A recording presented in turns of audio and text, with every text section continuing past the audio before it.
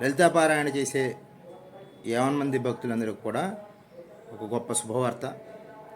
కుర్తాళం పీఠాధిపతులు శ్రీ శ్రీ శ్రీ సిద్ధేశ్వరానంద భారతి మహాస్వామీజీ వారి ఆశీస్సులతో శ్రీశక్తి పీఠాధీశ్వరి మహామంత్రేశ్వరి శ్రీ శ్రీ శ్రీ రమ్యానంద భారతి స్వామిని వారి స్వీయ పర్యవేక్షణలో సింగపూర్ కోటి లలితాపారాయణ గ్రూపు వారి సారథ్యంలో దాదాపుగా 13 విదేశాల్లో ఉన్న భారతీయులు లలితాపారాయణ కోటి సార్లు పూర్తి చేసిన సందర్భంలో ఉద్యాపన కార్యక్రమం ఏర్పాటు చేసుకున్నారు. ఈ కార్యక్రమానికి 50 మంది లలితాదేవి భక్తులందరూ కూడా పాల్గొవచ్చు. ఈ కార్యక్రమం డిసెంబరు 21, 22వ తేదీల్లో శనివారం ఆదివారం నాడు కాశీ మహాపుణ్యక్షేత్రంలో జరుగుతోంది.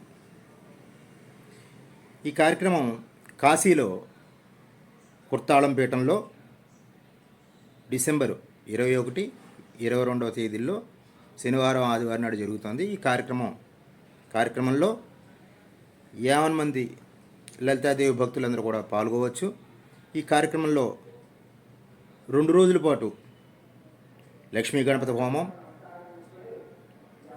చండీ హోమం, రుద్రహోమం, కాలభైరవ హోమం, అదేవిధంగా సూర్య నమస్కారాలు, అరుణపారాయణం, ఇటువంటి అనేక మహోత్కృష్టమైన కార్యక్రమాలన్నీ కూడా ఏర్పాటు చేయడం జరిగింది.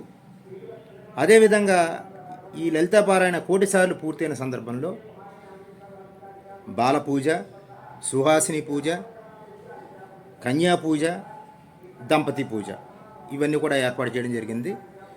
ఈ విదేశాల్లో ఉన్న భారతీయులందరూ కూడా కాశీ మహాపుణ్యక్షేత్రం వచ్చి అక్కడ మనం అందరం అందుబాటులో ఉంటే వారు అక్కడ అందుబాటులో ఉన్న బాలలకి సుమారు 108 మంది బాలలకి బాలపూజ, అదేవిధంగా 108 మంది కుమారీలకి కన్యా పూజ, అదేవిధంగా 108 మంది సుహాసినులకి సుహాసిని పూజ, అదేవిధంగా 108 మంది బ్రాహ్మణ పండితుల దంపతులకు దంపతి పూజ కూడా చేయాలని సంకల్పించారు. ఈ కార్యక్రమంలో పాల్గొవాలన్నా లేదా వారు అందించే ఈ పూజలు పొందాలన్నా ముందుగా దయచేసి ఈ నిర్వాహకులకి తెలియజేయాలి. ఎందుకంటే తగిన ఏర్పాట్లన్నీ కూడా చేసుకోవాలి కాబట్టి